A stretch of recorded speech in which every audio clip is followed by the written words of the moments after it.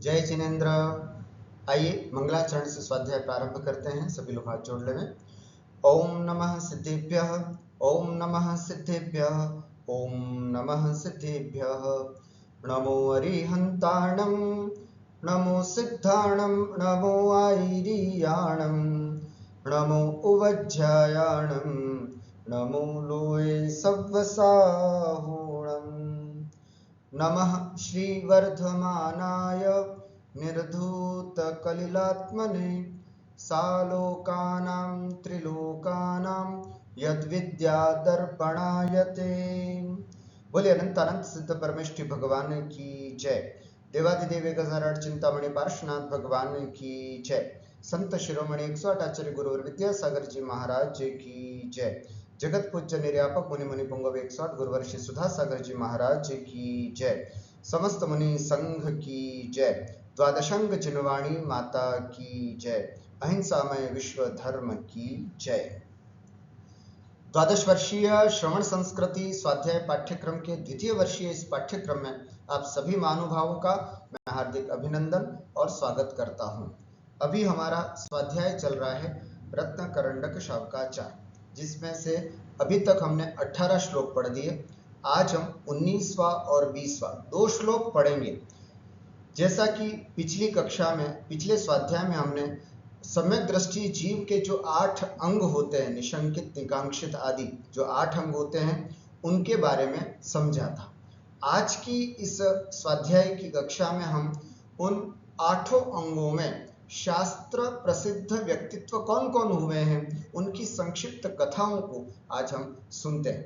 तो 8 अंग हैं, तो 8 कथाएं जो हैं वो आज पूज्य समंतभद्र स्वामी ने इन 2 श्लोकों में बताया है। आइए वे 2 श्लोक कौन से हैं उसको देखते हैं और फिर उसकी व्याख्या में उन 8 कहानियों को भी संक्षिप्त में समझते हैं। 8 अंगों में प्रसिद्ध व्यक्ति। तावदंजन चौरंगे ततोऽनन्तमतिः स्मृता उद्दायनस्तृतीयेऽपि तुरीये रेवतीमता ततो जिनेन्द्रभक्तोऽन्यो वारिषेणस्ततः परः विष्णुश्च वज्रनामा च शेषयोर्लक्षतां गतौ।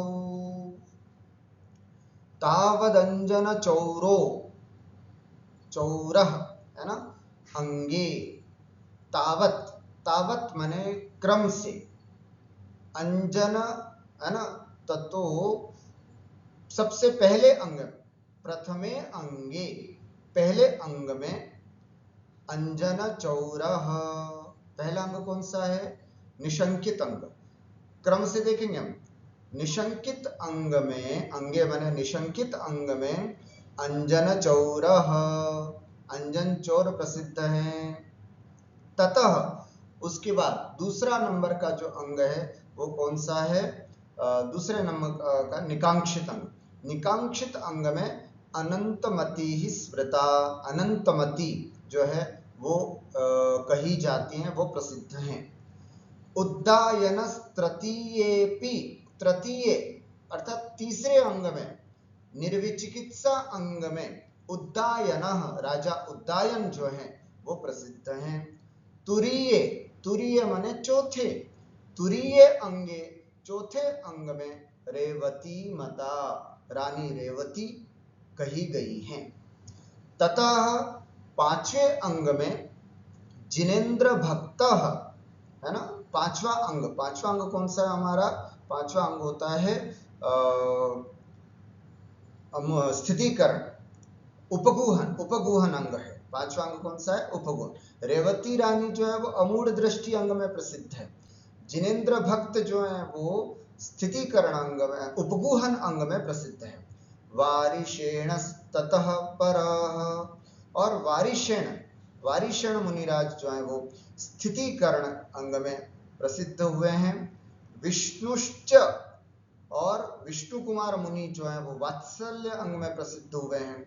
वज्रनामा, और प्रभावना अंग में वज्र कुमार नाम के जो मुनि हुए हैं वे प्रसिद्ध हुए हैं। इस प्रकार से ततः अन्य शेषयोर लक्ष्यताम गतौ, है ना, अर्थात शेषयोः सातवें और आठवें, इसको इसके साथ ले लेंगे, शेषयोः सातवें और आठवें में, सातवें में विष्णुश्च विष्णु कुमार मुनि और आठवें में वज्रनामाः लक्षतां गतौ अर्थात प्रसिद्धि को, लक्षता माने प्रसिद्धिम गतौ अर्थात प्रसिद्धि को प्राप्त हुए हैं। तो 8 अंगों में ये सब प्रसिद्ध हुए हैं। एक बार भावार्थ में फिर से देख लें।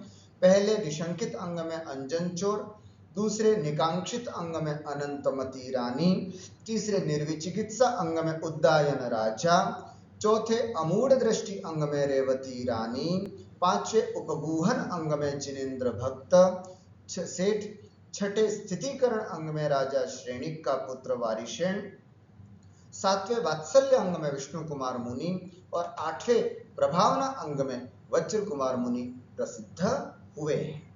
आइए अब एक एक अंग की कहानी हम यहाँ पर समझते हैं।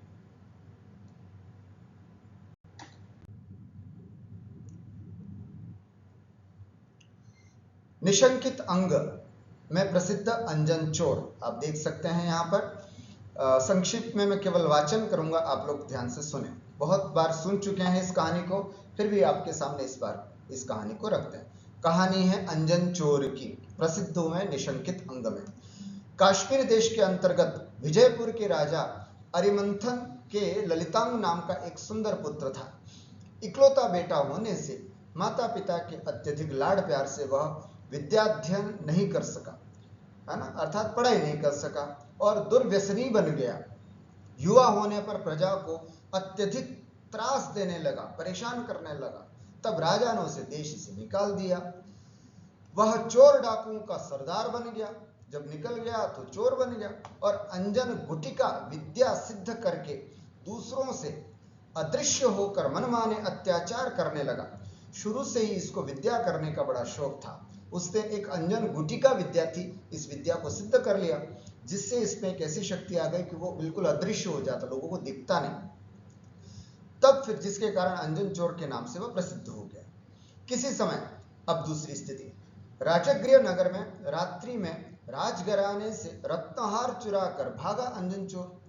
तब कोतवालों ने उसकी विद्या नष्ट करके उसका पीछा किया, है ना, उसको पीछा किया। वह श्मशान में पहुंच गया। वहां पर एक वटवृक्ष में 100 सीकों के एक छीके पर एक सेठ बैठा था। यहां देख सकते हैं चित्र में, ऐसे सेठ बैठा हुआ था। वह बार बार चढ़ उतर रहा था। चोर ने पूछा, अंजन चोर ने पूछा, यह क्या? सेठ ने कहा, मुझे जिनदत्त सेठ ने आकाशगामिनी विद्या सिद्ध करने को दी है, किंतु मुझे शंका है कि यह विद्या सिद्ध नहीं हुई तो मैं नीचे शस्त्रों पर गिरकर मर जाऊंगा, है ना। करना क्या था, नमोकार मंत्र बोल रहा था और एक एक सीख काटनी थी। जैसे पूरी सीख कट जाएगी अपने आप आकाशगामिनी विद्या सिद्ध हो जाएगी, ऐसा था। लेकिन उनको, उस सेठ को उस समय वहां पर शक हो रहा था कि साहब हो सकता है नहीं हुआ तो मैं तो इन नीचे सीखों पर गिर करके मृत्यु को प्राप्त हो जाऊंगा, ऐसा उनको डर था। अंजन चोर ने कहा, भाई तुम शीघ्र ही इसके सिद्ध करने का उपाय मुझे बता दो, क्योंकि जिनदत्त सेठ मुनि भक्त है, उनके वचन कभी असत्य नहीं होंगे। सेठ ने विधि पूर्वक सब बातें उसको, चोर को बता दी। उसने शीघ्र ही ऊपर चढ़कर महामंत्र का स्मरण करते हुए एक साथ सभी डोरियां काट दी। नीचे गिरते हुए अंजन चोर को बीच में ही आकाशगामिनी विद्या देवी ने आकर विमान में बिठा दिया और बोली, आज्ञा दीजिए मैं क्या करूं, है ना। देवी आकर के उनकी सेवा में आ गए। अंजन चोर ने कहा, मुझे जिनदत्त सेठ के पास पहुंचा दो। विद्या देवता ने सुमेरु पर्वत पर पहुंचा दिया। वहां पहुंचकर उसने चैत्यालयों की वंदना करते हुए जिनदत्त से मिलकर नमस्कार करके सारी बातें बता दी। अनंतर संपूर्ण पापों को छोड़कर देवर्षि नामक मुनिराज के पास दिगंबर दीक्षा ली। तपश्चर्या के बल से चारण रिद्धि प्राप्त कर ली। पुनः केवल ज्ञान प्राप्त कर अंत में कैलाश पर्वत से मोक्ष पधार गए। निशंकित अंग में प्रभाव से अंजन निरंजन अर्थात सिद्ध बन गए। ये निशंकित अंग का प्रभाव है। हम सबको भी जिनेंद्र भगवान के द्वारा कहे गए शब्दों पर किसी भी प्रकार की शंका नहीं करना चाहिए। निकांक्षित अंग में प्रसिद्ध अनंतमती की कथा। चंपापुर के सेठ प्रियदत्त और सेठानी अंगवती के अनंतमती नाम की एक सुंदर कन्या थी। एक समय अष्टानिका पर्व में सेठ ने धर्मकीर्ति मुनिराज के पास पत्नी सहित 8 दिन का ब्रह्मचर्य व्रत ले लिया। उसी समय विनोदवश अपनी पुत्री को भी ब्रह्मचर्य व्रत दिला दिया।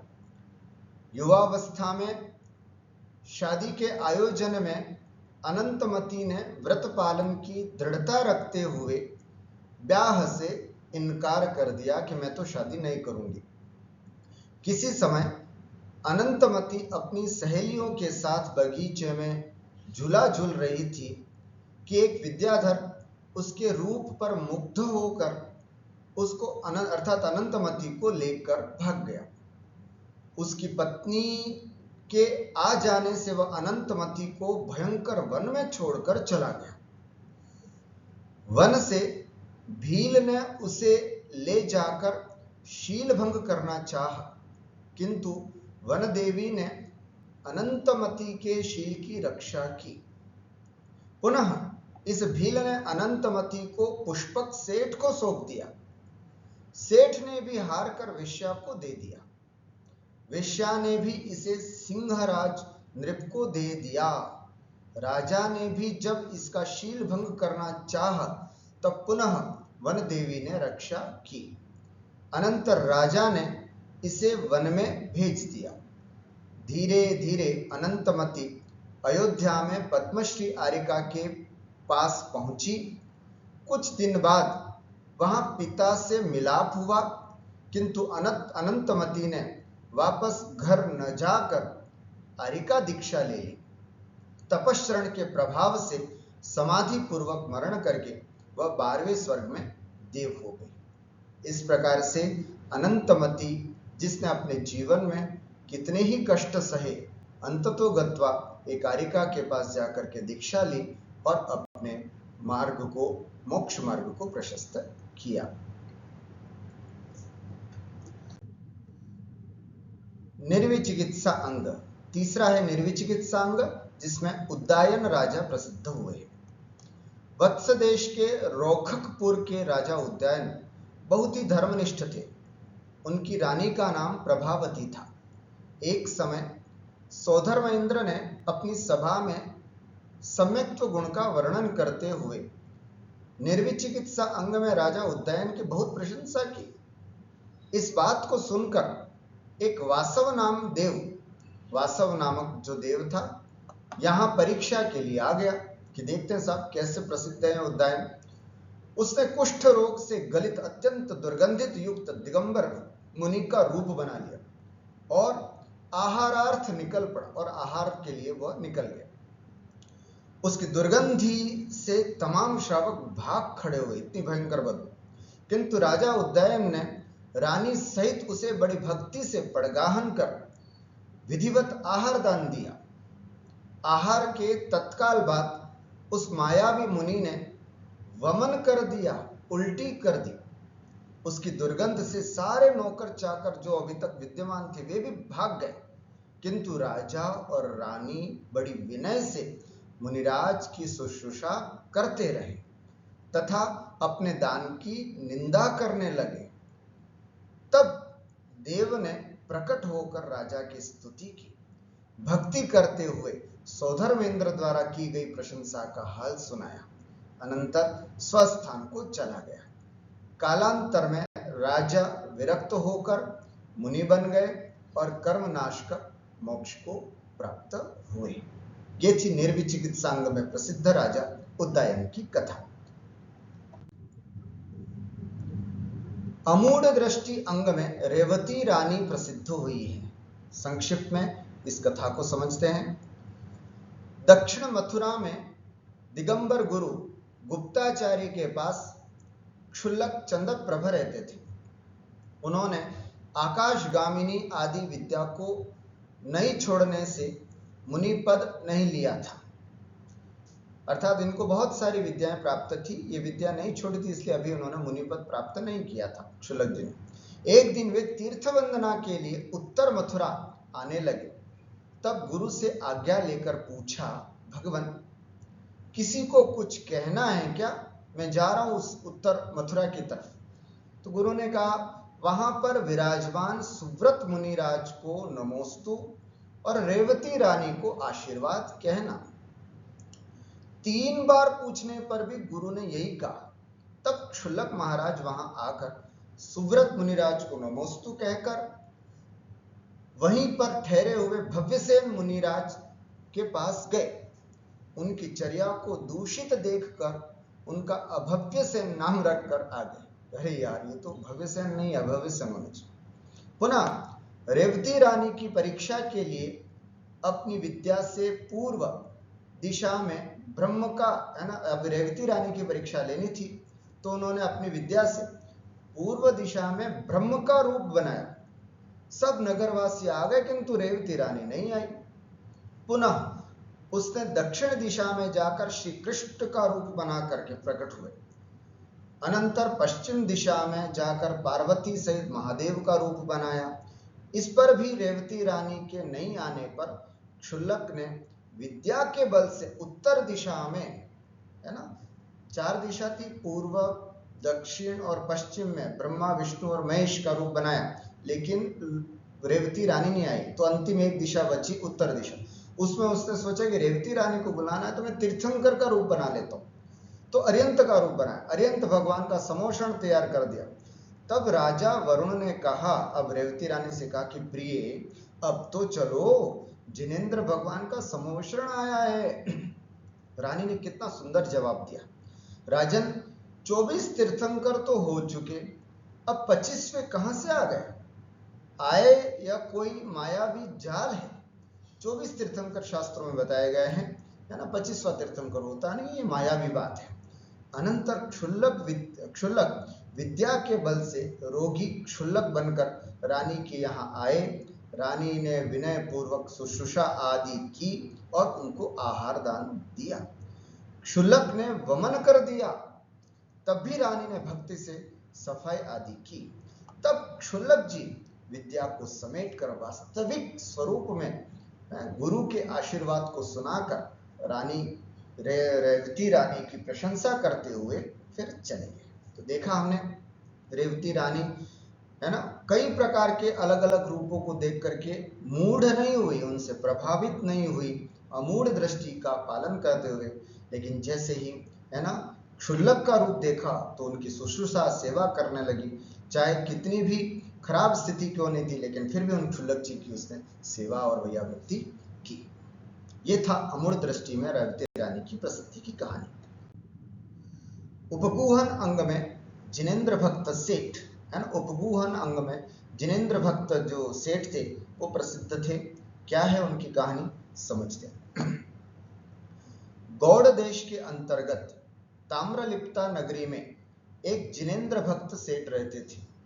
उनके घर में 7वीं मंजिल पर पार्श्वनाथ भगवान का चैत्यालय था, जिसमें रत्नों से बनी हुई प्रतिमा के ऊपर छत्र में बहुमूल्य वैडूर्य मणि रत्न लगा हुआ था।